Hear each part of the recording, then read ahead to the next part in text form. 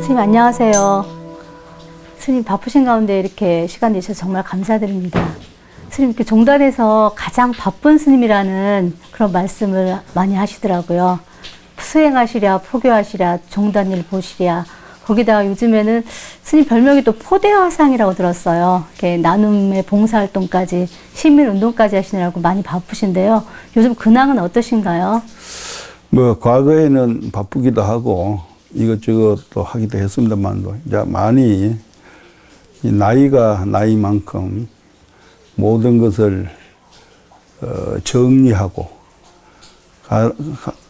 가급적이면 저 개인의 수양에 정력하려고 그렇게 하고 있습니다.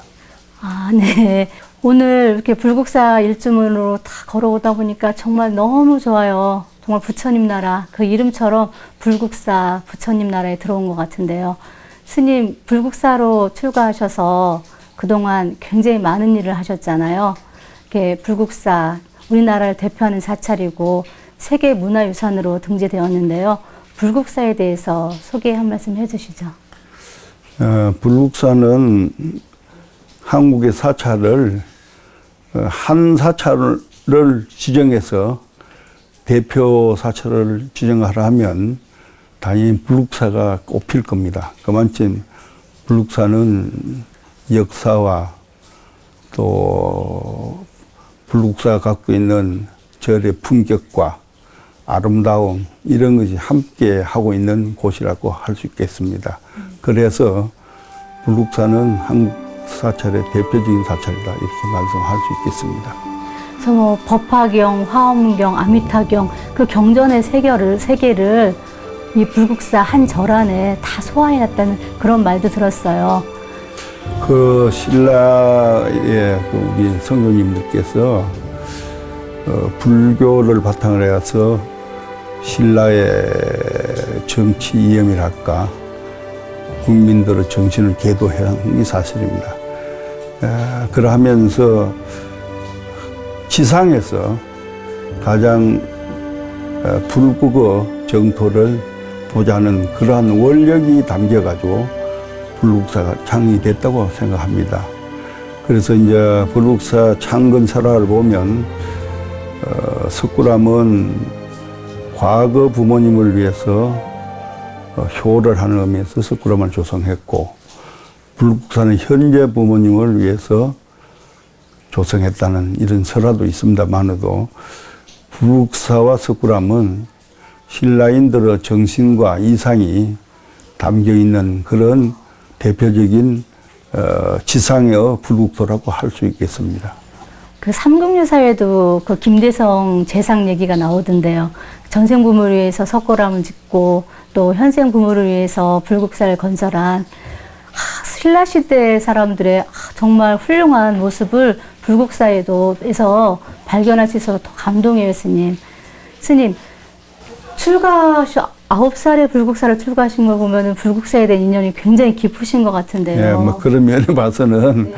제가 복이 많다고 할 수 있겠습니다. 그리고 네. 예, 이제 그런 설화가 뒷받침이 되고 있고, 이제 김대성 재상인데 지금을 말하면 국무총리격이야. 그분이 이제 중심이 돼서 석굴암 불국사를 창건했다 합니다만도 그러나 여러 가지 역사적인 것을 검토해 볼 때 그분은 주관자의 한 분이고 사실상 불국사 석굴암은 국가에서 뒷받침이 돼서 한 것이다. 이렇게 국찰로 봐야 된다고 봅니다. 왜 그러냐 하면 석굴암이 한 40년에 걸쳐서 조성이 됐는데 25년간 하시다가 돌아가셨어요. 김대성 씨가. 석굴암은 완성을 못 보고 돌아가셨습니다. 그러면 그 나머지 15년 국가가 경영해서 했다 하는 이런 게 물론 있거든요.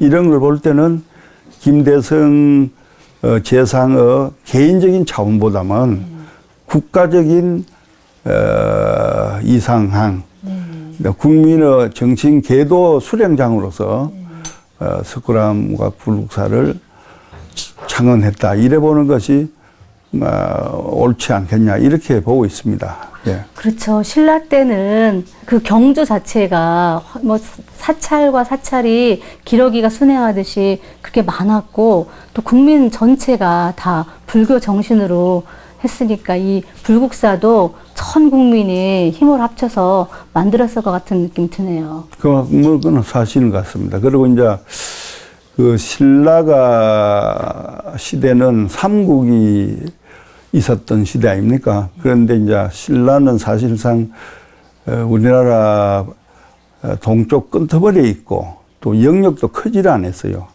거기에 비해서 백제라든지 고구려는 영토도 크고 비옥한 땅을 갖고 있었습니다.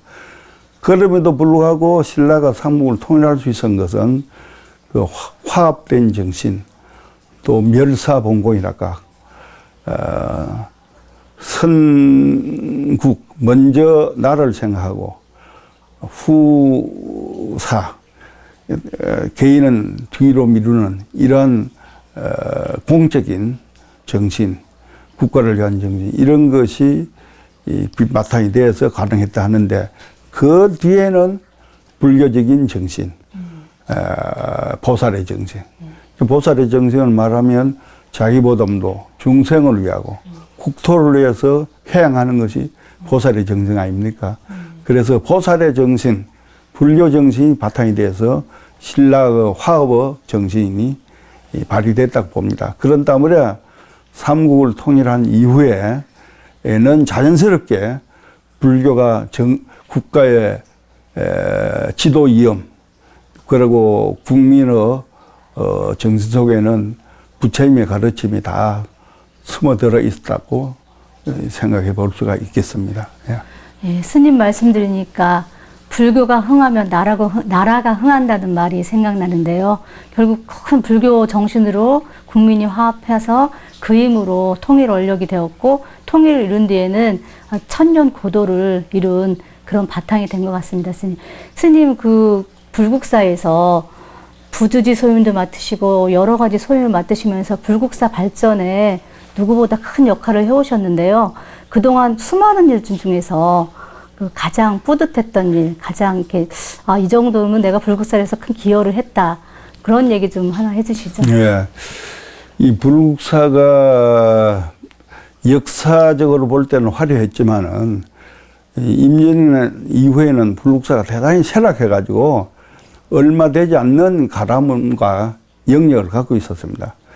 우리 조실 스님, 은사 스님이 되기도 한 조실 스님이 월산 스님께서 오시면서 이 영역을 확장하고, 그러고 정비를 하고, 또 가람도 이렇게 적소적재에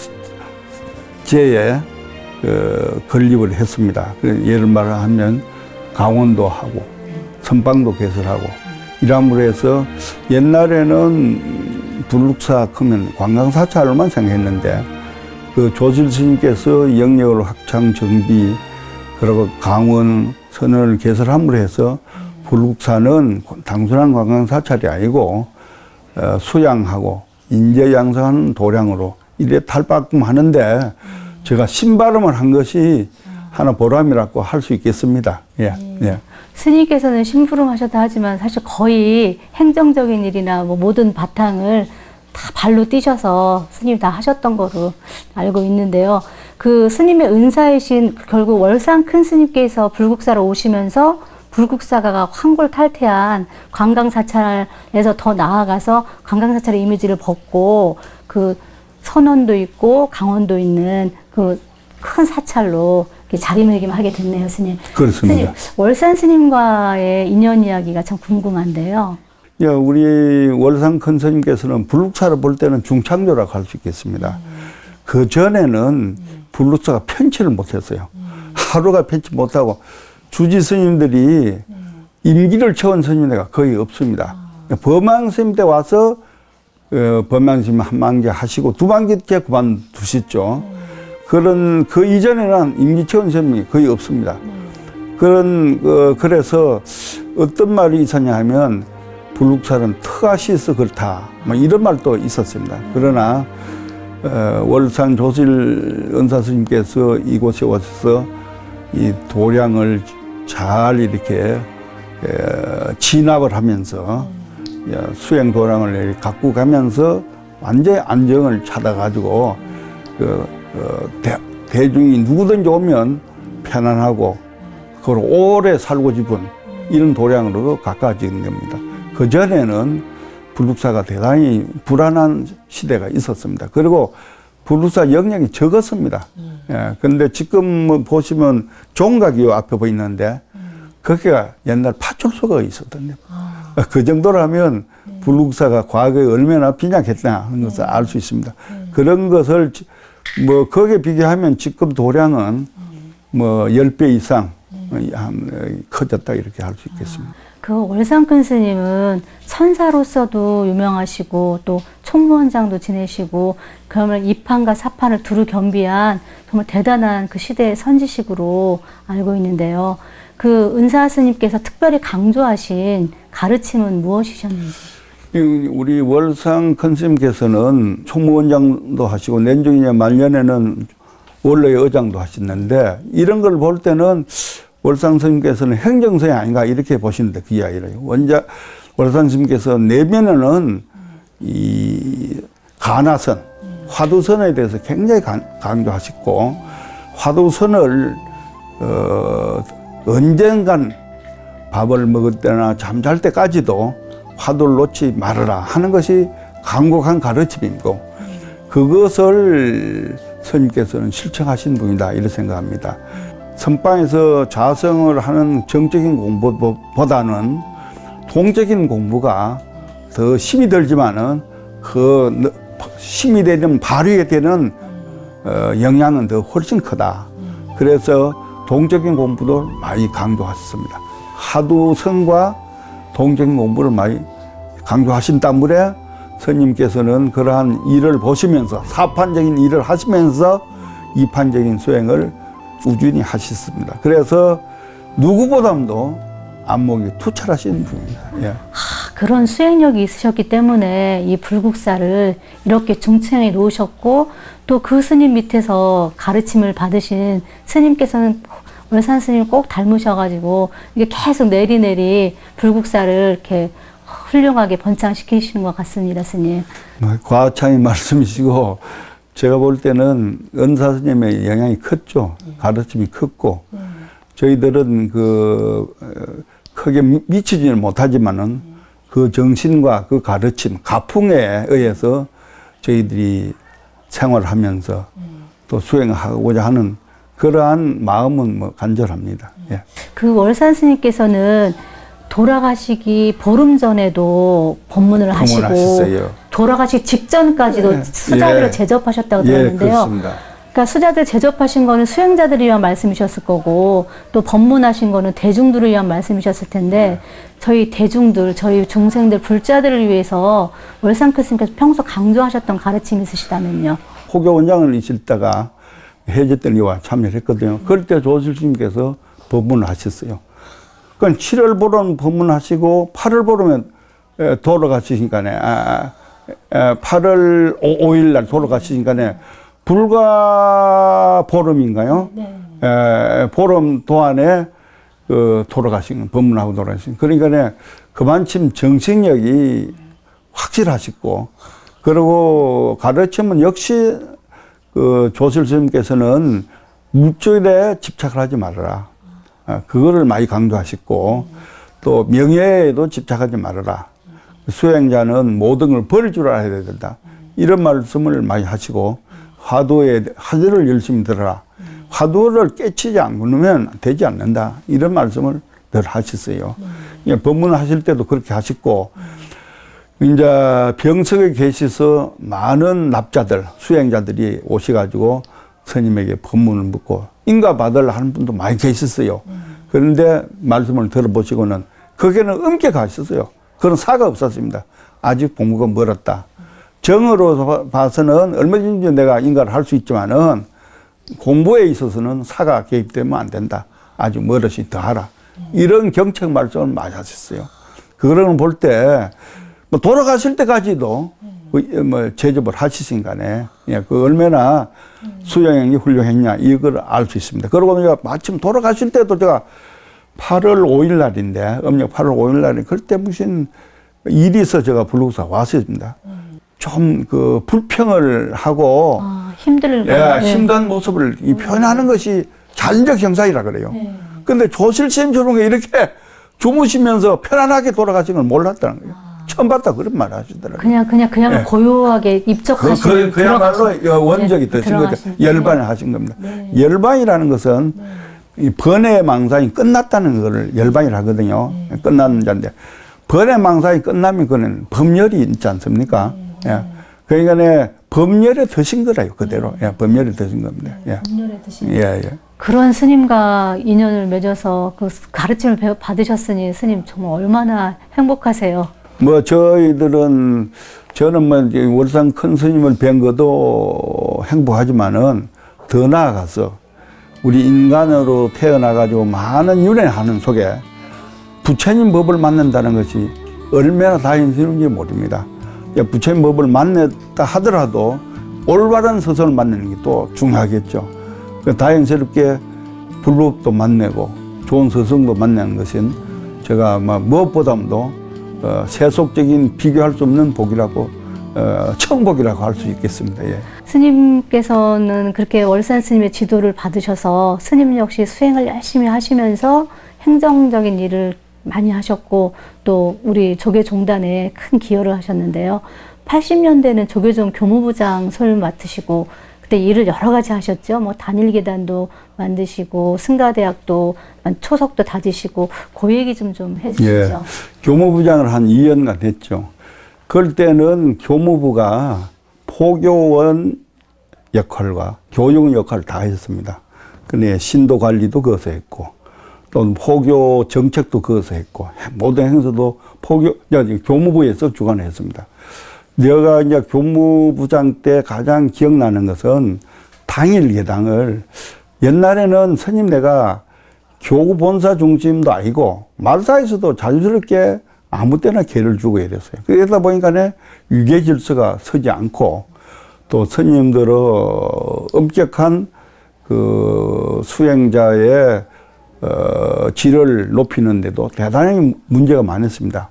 그래서 일정한 행자 기간을 둬서 종단이 통치하는 데서 총괄하는 데서 단일 개당을 해야만이 질서가 서겠다 하는 것이 저 생각이었고 종단에 이제 많은 분들도 공감을 한 겁니다. 그래서 단일 개당을 하기로 결정보고 그 집행한 데가 교무부였습니다. 내가 이제 교무부장이 있고 내 밑에 국장이 있는데 교무국장이 누구냐면 지금 포교원장을 계시는 지원스님 포교국장을 있으면서 단일 개당을 첫 실시했는데 법원사에서 했습니다. 그래서 제1회 단일 개당을 아주 성공적으로 했습니다. 그런 해가지고 오늘날 단일 개당의 이 맥락을 이으면서 질서가 잡혀가고 있습니다. 이것은 종당 질서에 대단한 기초를 닦았다 이렇게 말씀할 수 있겠습니다. 승가대학 초석도 스님이 알고 보면 만드셨다고 들었는데요. 그렇습니다. 그 승가대학이 이제 우리 스님들이 이 종단에서 주관하는 그 승가대학이 설립이 돼야 된다. 이것이 많은 분들의 원이었습니다. 종단 대내외적으로. 그래가지고 이제 동국대학이 있긴 하지만은 사실 동국대학은 종합대학이고 스님들을 집중적으로 교육할 수 있는 학교는 아니다. 그래가지고 이제 출발을 했는데 비구니 스님들은 성남이라는 데서 출발을 했고 비구 스님들은 개원사에서 했어요. 그래서 그것이 쭉 지속되어 왔는데 관리를 해보니까 학생 수도 우선 적지만은 교사를 양쪽에 대해야 되잖아요. 관리비도 많이 들고 앞으로 대학으로 성장해 나가는 데는 한계가 있겠다. 비구 스님의 성가 학생과 비구니 스님도 성가 학생을 통합을 해서 한 군데를 해야만이 앞으로 정상적 대학으로 발전할 수 있겠다. 통합을 하고 노력을 했는데 반대하는 분들이 많았어요. 그 왜 반대하느냐면 비구 스님하고 비구니 스님하고 젊은 분들이 가까이 하다 보면 문제가 생기지 않겠냐. 이래가지고 반대를 하는데 그것도 비구니 스님들이 원로, 비구니 스님들이 많이 반대를 했어요. 그러나 학교를 성가대학을 할 수 있는 그러한 여건으로 볼 때는 통합하지 않고는 안 된다는 것이 저 아주 확실한 신념이었습니다. 그래서 이제 비구니 스님들을 많이 이제 찾아뵙고, 그래서 비구니 스님들가 양해를 해서 학교는 개원소에서 하되 성가대학 있으면서 공부는 개원소 가서 함께 하기로 이렇게 했습니다. 이렇게 해 오다가 그게 이제 커져가지고 독립된 학교를 만드는 겁니다. 예.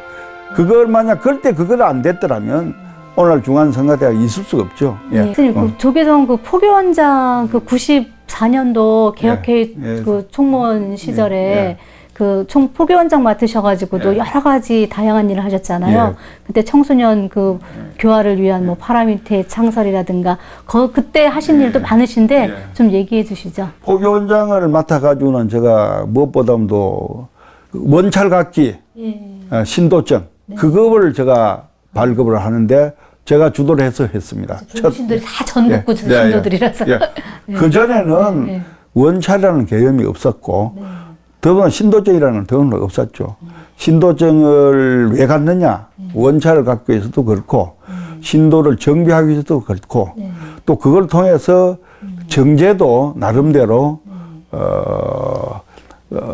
깨끗하게 모아질 것이다. 이런 생각에서 신도증 발급을 하게 됐고, 원찰 갖기 운동을 하게 된 겁니다. 그것도 이제 지금 뭐 상당히 발전한 걸로 알고 있습니다.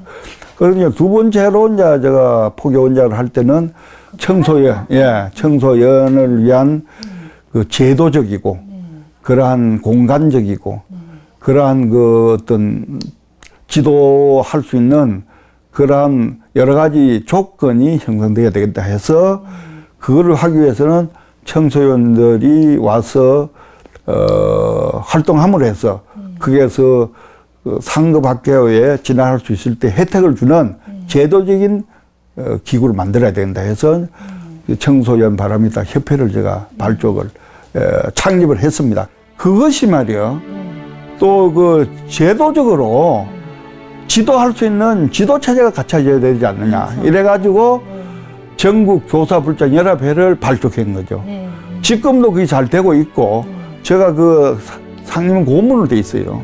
그분들이 스님이 설립하신 교사불자 연합회의관에 지금 고문을 맡아주시고 이래가지고 지금 그 정도 맡아 있습니다. 예. 그런 것이 제가 종단의 중요한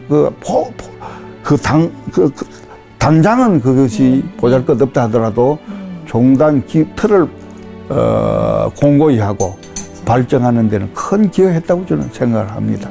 그때 스님이 워낙 부지런하고 원력이 크셔가지고 그때 포교원 직원들도 무지 힘들었다고 들었어요.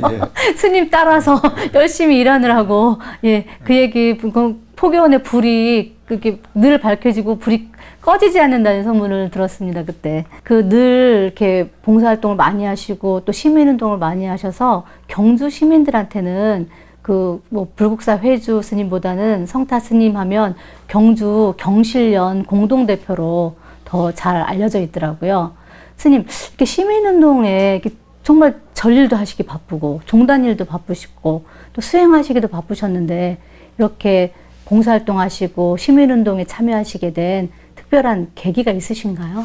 이제 그 포교는 종교적인 면에서 이렇게 하는 거고, 시민 활동이랄까, 사회 활동은 종교 관계없이 자연스럽게 사회에 필요한데 동참을 해서 같이 협력해서 문제를 풀어가는 거 아니겠습니까? 그래서 오늘날 우리가 시민단체를 할 때 환경 문제, 그리고 사회 정의 문제, 그리고 이제 이북 관계 문제, 뭐 재외 동포 등 이런 문제를 할 수 있겠습니다. 그래서 제가 이제 환경 문제도 상당히 제가 올해 한 10여 년, 한 20년 가까이 활동을 했습니다만도 지금은 나가 많고 이래서 그거는 이제 제가 접었고,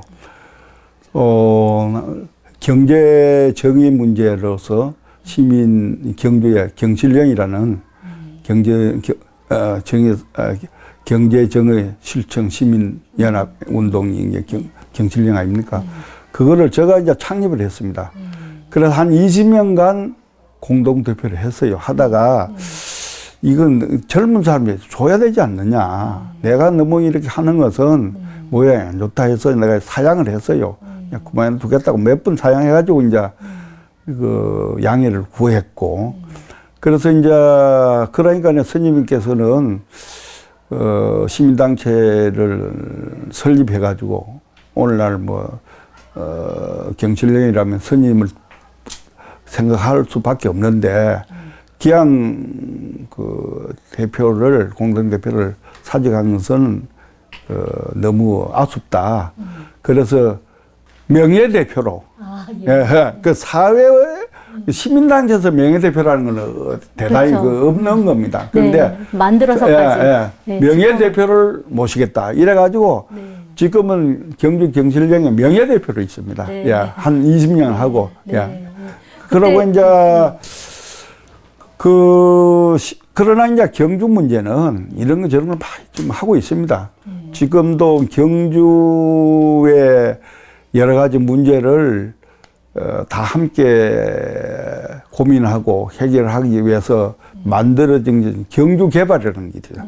경주 개발. 거기는 이제 제가 고문을 돼 있습니다. 왜 그러냐면 젊은 사람들이 해야 되니까요. 그래서 이제 이제 고문을 돼 있다 보니까 회장단이 바뀌면 자꾸 이제 인사를 오고 그래서 내일이 그 사람들이 또 온다, 인사하러 온다 그랬습니다.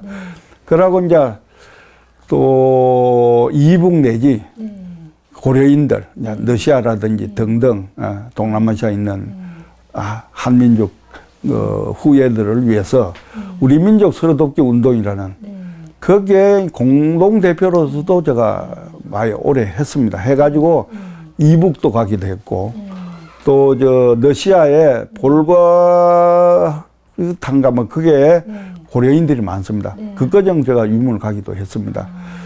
그러한 시민 운동을 통해서는 종교를 떠나서 종합적인 문제도 우리가 적극 참여해서 이렇게 해결하고 노력할 때 간접적인 포교도 된다. 저는 그렇게 생각해서 그런데 불교인들이 빠지면 불교는 시대에 외면당할 수밖에 없습니다. 그래서 그런데 적극 참여할 수 있으면 해야 된다. 이런 생각입니다. 그래서 이제 그런 걸 통해서 저는 상을 많이 받았어요. 종로구청장의 상을 비롯해서 장광상, 국무총리상, 국민훈장 모란장도 그리고 받으셨잖아요. 대통령 표장, 국민훈장 모란장까지 제가 받았어요. 그런 그런 많은 상을 받았습니다. 그것이 제가 결코 노력을 하면 사회가, 국가나 사회가 다 그 부분에 대해서는 나름대로 기억을 해주고 있다. 이런 생각을 합니다. 스님 말씀을 들으니까요. 스님께서 평소에 하시던 법문 중에 그 자비행을 행하지 않으면 깨친 게 아니다. 깨침을 수행을 하면 당연히 자비행이 나와야 된다. 그런 말씀이 기억이 납니다. 스님 거기에 대해서 조금 더 이렇게 설명해 주시죠. 그래서 이제 우리가 깨친다 할 때 진정으로 깨치면 자비행이 나올 수밖에 없거든요. 왜 그러냐면 깨치기 전에는 우주가 또 모든 생명체와 떨어진 이유로 생각해요. 우주는 하나의 공간으로만 생각했지 그것이 한 집으로 생각을 못한 거예요. 그래서 세계 일화라는 말도 있지 않습니까? 세계 공일가라는 말도. 세계는 깨치고 보면 하나의 꽃송이와 같고 하나의 집과 같다. 우주 전체가 단순한 공간이 아니라 하나의 가족과 같은 집이다. 그래서 그 공간에 사는 생명체는 뭐냐? 하나의 혈족이나 다름이 없다. 이렇게 생각할 때 내 몸 일부분이라고 이렇게 생각할 때 자비행을 나올 수밖에 없거든요. 진짜 올바른 깨달음을 이룰 때는 둘이 아니다는 것을 체득하게 되는데 그러려면 보시는 안 나올 수 없잖아요. 구제는 안 나올 수 없고 보살행은 안 나올 수 없잖아요. 둘로 볼 때는 안 나오겠지만 하나로 봤을 때 어떻게 그것을 외면할 수 있겠습니까? 예. 그러니까 대통령은 우리가 뭐 군수라든지 도지사는 한 군과 도만 이렇게 그리면 되지만 대통령이 되면 전 국민을 상대하잖아요. 네. 대통령만 돼도 전 국민을 상대도 한 사람도 국민이 소외됨이 없도록 하는 것이 대통령의 의무고 사명을 할 수 있지 않겠습니까? 부처님은 모든 중생을 한 가족으로 보고 구제해야 된다는 것이 당연한 자비행의 실천으로 나올 수밖에 없다. 이렇게 봅니다. 그거리 아니면 관념적인 깨침이 끝난 것이지 실천이 따르지 않으면 관념적인데 멈춘 것이지 확실한 체득한 건 아니다. 저는 그렇게 봅니다. 예. 그 연기적 세계관, 불교의 연기적 세계관을 깨치면 자비행이 안 나올 수가 없다. 예. 왜냐면 너와 내가 둘이 아닌 이치를 알게 되고 그렇습니다. 또 몸이 머리하고 머리털 끝과 발끝은 달라 보이지만 한 몸이듯이 예. 스님과 저도 따로 떨어져 있고 모든 사물이 떨어져 있지만 결국은 한 가족이고 한 몸이다. 그런 걸 깨쳤는데 어떻게 자비행이 안 나오겠는가? 그렇습니다. 그러나 이제 우리는 한계가 있는 다문에 다 함께는 할 수 없지만은 자기가 할 수 있는 위치에서 언제 어디 때 어느 곳에든지 할 수 있는 건 해야 올바른 자비행이라고 할 수 있는 겁니다. 예, 예. 그거를 외면하고는 참된 깨침이라고 할 수 없다고 저는 봅니다. 예, 스님 말씀 들으니까 이렇게 요즘에 그 21세기의 공통 화두가 환경 문제잖아요. 근데 환경 문제에 대한 해법이 불교에 있다라는 얘기들을 많이 하고 있어요. 결국은 그게 연기법을 깨치면 환경 문제도 불교적인 가르침으로 해결할 수 있다라는 그런 생각이 드는데요. 스님, 환경 운동을 그동안 굉장히 오랫동안 하셨는데 그 환경 운동 하시면서 늘 많이 이렇게 사람들에게 이렇게 강조했던 가르침이 있으셨을 것 같아요. 그런데 이제 환경 운동도 불교적인 사상과 불교적인 철학을 갖고 해야 올바른 환경운동을 한다고 저는 그렇게 봅니다. 왜 그러냐면 우리가 불교에서는 가장 가르침 가운데 생명을 사랑하라 했거든요. 생명. 그 환경운동은 생명을 사랑하는 운동입니다. 그런데 우리가 생각할 때는 그 동물만이 생명을 가지고 있는 로 이렇게 생각하는데 그게 아니고 식물까지도 포함이 됩니다. 그러니까 지금 이제 중국 와서 대승불교가 발전하면서 약간 굴욕이 돼가지고 식물보다는 동물적이었는데 기울어졌습니다만도 원래 부처님의 초기 불교의 사상을 볼 때는 동물과 식물이 가려지지 않고 다 같은 생명체로 이렇게 받았습니다. 그런데 그러면 우리가 살아가기 위해서는 다른 생명체의 도움을 안 받고는 살아갈 수 없는 건 사실 아닙니까?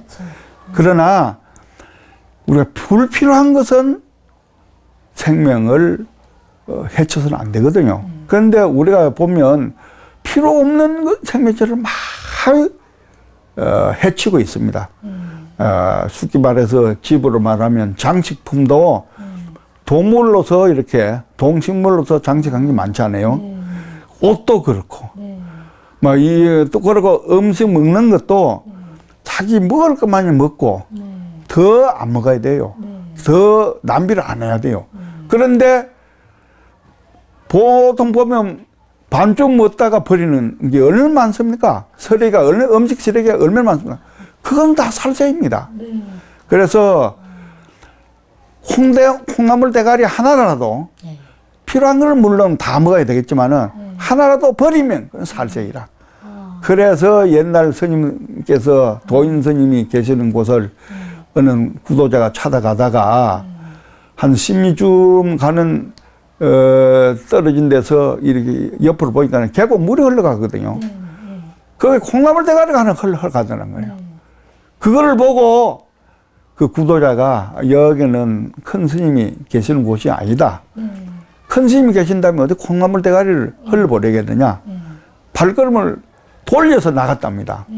그럴 때 노스님 한 분이 벌떡하면서 쫓아오다면서 그 나그네에게 묻기를 혹시 여기에 콩나물 대가리 흘러가는 걸 못 봤냐 이러더라는 거야.